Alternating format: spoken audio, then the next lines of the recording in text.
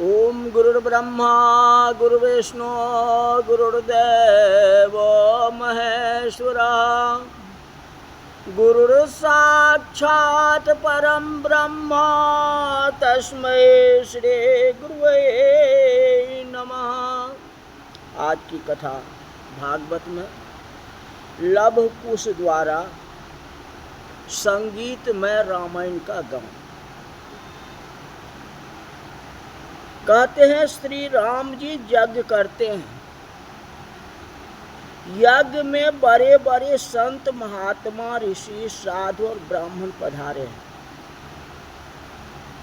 सभी के लिए यथा योग्य आवास का व्यवस्था की गई। वाल्मीकि जी भी अपने लवकुश के साथ यज्ञ में आते हैं। संत निवास में प्रतिदिन कथा होती है। लवकुश राम की कथा करते हैं। रामायण का राम कथा क्या, रामायण की गान करते हैं। लवकुश के कथा में बड़े बड़े ज्ञानी पुरुष आते हैं, कथा सुनते हैं, बहुत आनंद आता है। लवकुश जब कथा करते हैं तो कथा के आरंभ में बोलते हैं कि एक महान पतिव्रता सीता की हम कथा सुनाते हैं। रामायण में राम की कथा नहीं है। रामायण में तो सीता जी का ही चरित्र है। और सीता जी का चरित्र न हो तो रामायण में कुछ भी नहीं है। राम जी कोई लीला कर ही नहीं पाएंगे। श्री राम जी जब सीता जी को वियोग हुआ है तो सीता जी के वियोग में सीता जी के एक एक सद्गुण की कथा श्री राम जी सुनते हैं। लवकुश सुना रहा है। अपरिचित बालक है, अभी परिचय तो हुआ नहीं है। वैसे तो भगवान सब कुछ जानते ही हैं, तो भी अभी जो है अपरिचित है। राम की आंखों में आंसू है। सीता जी जब वियोग हुआ है उसके बाद कथा सुन रहे हैं।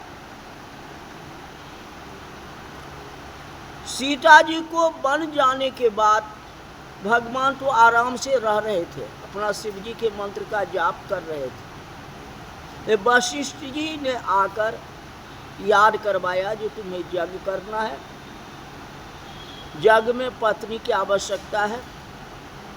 तो सोने की सीता जी बनवाया गया। यज्ञ का आरंभ हुआ। बड़े बड़े संत महंत आए, साथ में ऋषि वशिष्ठ जी आए, साथ में उनके शिष्य लवकुश भी आए। राम कथा होने लगी, संत महात्मा सुनने लगे। ये बात अयोध्या के राजनिवास में आए। भगवान उन बच्चे को बुला करके राम कथा सुनते हैं। पहले सीता जी की वियोग की कथा राम सुनते हैं। राम के आंखों में आंसू आ जाती है। अयोध्या में वृद्ध वृद्ध लोग थे, वे सब लवकुश को देखने लगे। ये कैसा बालक है, ये कैसे जानता है जो सीता जी कैसी थी, अयोध्या कैसी है, यहाँ का वर्णन कैसे कर रहा है, कैसा बालक है। लोगों की मन में शंका होती है कि बाल्यावस्था में राम भी तो ऐसे ही दिखाई पड़ते थे, रंग रूप तो ऐसा ही लग रहा है। मन में कह रहे हैं ये तो राम के बालक हो सकते हैं। अब विश्वास तो है नहीं, क्योंकि पहली बार देखे हैं। लेकिन अयोध्यावासी कहते ये हो सकता है राम का ही क्यों न बालक हो, ऐसा भी हो सकता है, क्योंकि राम जैसे ही तो बोल रहा है। और राम ऐसे ही तो दिखाई पड़ रहा है। राम जी कथा सुनी, आंख में आंसू आ गए। लक्ष्मण जी के साथ बातें करते हैं, कहते लक्ष्मण कथा में तो बहुत आनंद आया, बालकों को देखने से तृप्ति नहीं होती, मेरा हृदय पिघल रहा है। दो जगह भगवान का हृदय पिघला है, दोनों जगह भगवान की विजय हुई है और दोनों जगह लक्ष्मण जी ही संभाले। जब पुष्प वाटिका में थे तो सीता जी को देखे, सीता जी के पैरों का कंगन की आवाज लक्ष्मण जी को कहते हैं कि लक्ष्मण कंकन किंकिन नूपुर धुनि सुनी, अकहत लखन सन राम हृदय गुण, अमानहु मदन दुंदभी दिन्ही, मनसा विश्व विजय चहकिन, है ना। उस समय भी लक्ष्मण को ही बोले और अभी सीता जी की कहानी सुनते सुनते भगवान की आंख में आंसू आ गए। अब ये बात किसको बोले? लक्ष्मण जी को कहते हैं, प्रगट तो कहते नहीं हैं, ये कहते हैं कि कथा में आनंद बहुत आया, लेकिन बालक को देखने से तृप्ति नहीं होती, संतुष्टि नहीं होता है, मेरा हृदय पिघल रहा है लक्ष्मण। कभी कभी तो ऐसा प्रेम आता है जो बालकों को गोद में बैठा लूं। लक्ष्मण इसका सम्मान करना है। मैंने इसकी कथा सुनी है, कथा बहुत रोचक है। सुंदर वस्त्र आभूषण मंगाए हैं। आज सभा में लव कुश का सम्मान होने वाला है। लव कुश ने कहा जो हमारे गुरुदेव की ऐसी आज्ञा है जो कथा करो, कोई कुछ दे तो लेना नहीं, कथा करो, एक कथा के बदले कोई कुछ दे तो लेना नहीं, इसलिए हम लेते नहीं हैं। हम कथा सुनाने के लिए आए। मैं तो वनचारी हूँ, वन में रहने वाले हूँ, वन में तपस्या करता हूँ, हमें अन्न ही चाहिए, जितना खाऊं उतना ही चाहिए, उससे ज़्यादा मुझे नहीं चाहिए। हम फलाहारी हैं। 5 वर्ष का बालक इस तरह से बोलता है, हमें भोजन के अलावा कुछ भी नहीं चाहिए। अब भोजन में भी फलाहारी है, केवल फल का भोजन करता हूं। देखो, हम अन्न नहीं खाते। बच्चे कहते हैं जो हम अन्न नहीं खाते, केवल फल फूल खा के रहते हैं, लेकिन जितना खाते हैं उतना ही चाहिए, उससे ज़्यादा नहीं चाहिए। हम जंगल में तपस्या करते हैं, वस्त्र आभूषण लेकर के क्या करेंगे? तपस्वी को वस्त्र आभूषण से क्या मतलब है? सोने चांदी से क्या मतलब? भगवान राम जी ने सुना ये बालक कैसे बोलता है, अभी उम्र तो 5 वर्ष की है, और कहते अन्न भी नहीं लेते और नो अन्न खाते हैं। लक्ष्मण, इसका परिचय जानने की हमारी इच्छा बहुत होती है। इनके माता पिता कौन है लक्ष्मण?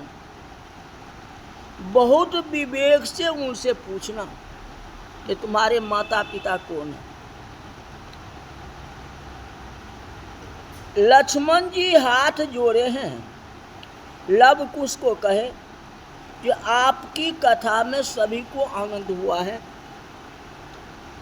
राजा राम भी प्रसन्न हैं, सभी को आपका परिचय जानने की इच्छा है। आप कौन हो? लव कुश ने कहा कि हम वाल्मीकि ऋषि के शिष्य हैं। लक्ष्मण जी ने कहा वाल्मीकि ऋषि के शिष्य हो, ये तो सब लोग जानते हैं। सभी को जानने की बहुत इच्छा है कि आपके माता पिता कौन है। सभा में पूछा है। लव कुश ने उत्तर दिया, सनातन धर्म की यह मर्यादा है कि जो घर छोड़ करके वन में तपस्या करता है, उसकी घर का आस्मरण जो कराए उसको पाप लगता है। जिसने घर को त्याग कर दिया, जिसने घर को त्याग कर दिया है, उसको कभी घर का स्मरण नहीं करानी चाहिए।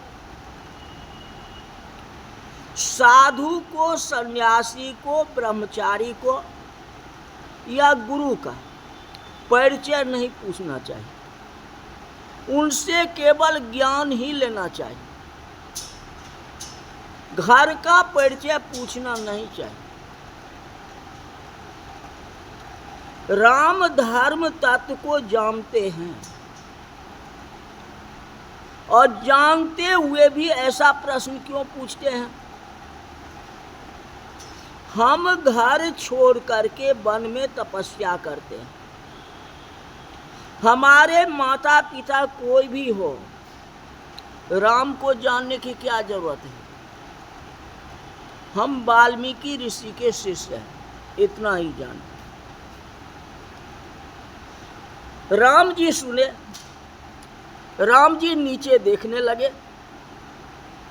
सत्य है, जो घर को छोड़ करके वन में रह करके तपस्या करता है, उसको घर का स्मरण कराना जो है पाप। राम राज अभिषेक तक लव कुश ने रामायण की कथा सुनाई। राम जी को कथा में बहुत आनंद आया। राम जी ने कहा कि राज अभिषेक के बाद जो रामचरित्र हुआ वह रामायण सुनने की बहुत इच्छा है। आगे की कथा बताओ। लव कुश ने कहा जो हमारे गुरुदेव की आज्ञा नहीं है। गुरुदेव आज्ञा है कि राम कथा राज अभिषेक तक ही होना चाहिए। राज अभिषेक होने के बाद राम अति निष्ठुर हो गए, तो अति निष्ठुर की कथा हम नहीं सुनाते हैं। श्री राम जी के मन में विचार करते हैं, तो बालक तो सत्य बोल रहा है, मैं निष्ठुर हूं। लव कुश वाल्मीकि जी के साथ आश्रम में आए। लव कुश जानते नहीं हैं कि राम कौन है। राम रात की कथा सुना करके चले गए। ऋषि के साथ आश्रम में आए। सीता माता को वंदन किया। दोनों बालकों को माँ ने छाती से लगाया, बहुत प्यार किया। माँ माँ, हम गुरुजी के साथ जग में गए थे। एक बड़ा राजा है माँ, उसका नाम राजा राम है। वह राजा राम बड़ा यज्ञ करते हैं, बहुत बड़े यज्ञ कर रहे हैं। सीता जी ने सुना। सीता माता के मन में थोड़ी शंका हुई कि पत्नी के बिना यज्ञ तो हो नहीं सकता। मैं तो यहाँ हूँ, यज्ञ कैसे करते हैं? स्त्री सीता जी को शंका हुई, जो मेरा त्याग करने के बाद प्रभु ने किसी राजकन्या के साथ दूसरा विवाह तो नहीं कर लिया? कोई पत्नी उनके साथ में है, क्योंकि पत्नी के बिना यज्ञ हो ही नहीं सकता। प्रभु ने दूसरा विवाह किया है। ऐसे मन में शंका हुई, मां रोने लगी, मेरा त्याग किया है, प्रभु ने दूसरा विवाह कर लिया। सीता मां रोती है तो लव कुश भी रोने लगे, मां तुम्हें क्या होता है, मां तुम क्यों रोती हो, मां तुम्हारे आंखों में आंसू क्यों आते हैं। तो हमको बहुत दुख आता है। दोनों बालक भी रोने लगे। सीता माता रोती है। आश्रम में पशु पक्षी थे, सभी का श्री सीता जी में दिव्य प्रेम था। सीता माँ रोने लगी, पशु पक्षी भी रोने लगे। वाल्मीकि जी बड़े ज्ञानी, बड़े तपस्वी, आज ऋषि वाल्मीकि भी रोने लगे। सीता माता को रोते हुए देख के ऋषि वाल्मीकि भी रोने लगे।